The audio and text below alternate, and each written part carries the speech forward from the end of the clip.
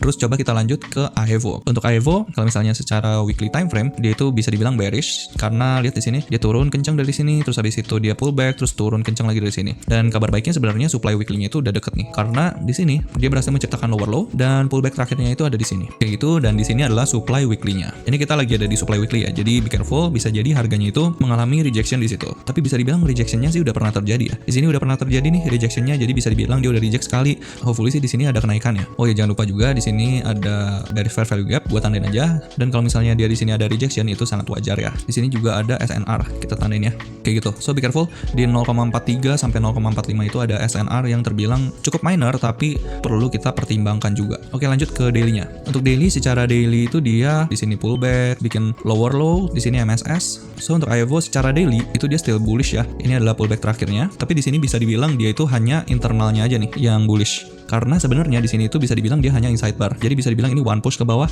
dan untuk daily-nya secara structure eksternalnya itu dia bearish.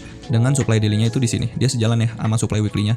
Jadi sangat wajar nih kalau misalnya dari sini dia ada rejection dan dia lagi bergerak di antara structure eksternal dan structure internal. So dia masih konsolidasi aja. Kalau misalnya dia breakout itu bagus, tapi kalau misalnya dia breakdown itu buruk ya. Jadi bisa dibilang AEVO itu emang tendensinya itu mau bikin lower low. Jadi kayak gitu kita perlu melihat di higher time frame-nya itu dia berhasil nggak untuk menciptakan breakout atau breakdown. Jadi balik lagi ya, untuk daily-nya itu mix, dia bisa dibilang bearish, bisa dibilang bullish, karena ya kelihatan ya dia cuman konsolidasi aja, cuman sideways. Jadi kita tunggu aja untuk pergerakan berikutnya. Nah, untuk 4 hour di sini ada keadaan yang mix juga nih. Dia sempat bearish di sini, terus habis itu jadi bullish lagi di sini. Dan untuk pergerakan AEVO ini bisa dibilang lumayan kontras ya sama Bitcoin. Soalnya apa? Bitcoinnya itu lagi creating higher high lagi, tapi AEVO itu malah turun di sini. Dan di sini dia kenaikannya juga nggak terlalu signifikan gitu. Jadi bisa dibilang dia itu still bullish sebenarnya, tapi bullishnya itu perlu hati-hati ya. Karena di sini emang dia lagi kepentok sama supply daily dan supply weekly di sini. Kayak gitu dia still bullish untuk 4 hour-nya dengan demand terakhirnya itu di sini. Jadi kita lihat aja gimana reaksinya kalau misalnya harganya itu udah deket-deket ke sini kayak gitu. Dan kalau misalnya mau melakukan pemanfaatan, mungkin pemanfaatannya perlu kita lihat di 1 hour time frame-nya. Oke, 1 hour time frame-nya juga dia still bullish ya.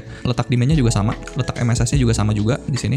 Lumayan membingungkan sebenarnya karena secara internal pun dia lagi ada di area yang krusial nih.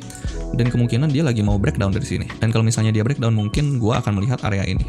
Jadi bisa jadi AEVO itu bisa visit ke area sini, mungkin menciptakan higher low ya, baru dia habis itu di internalnya MSS.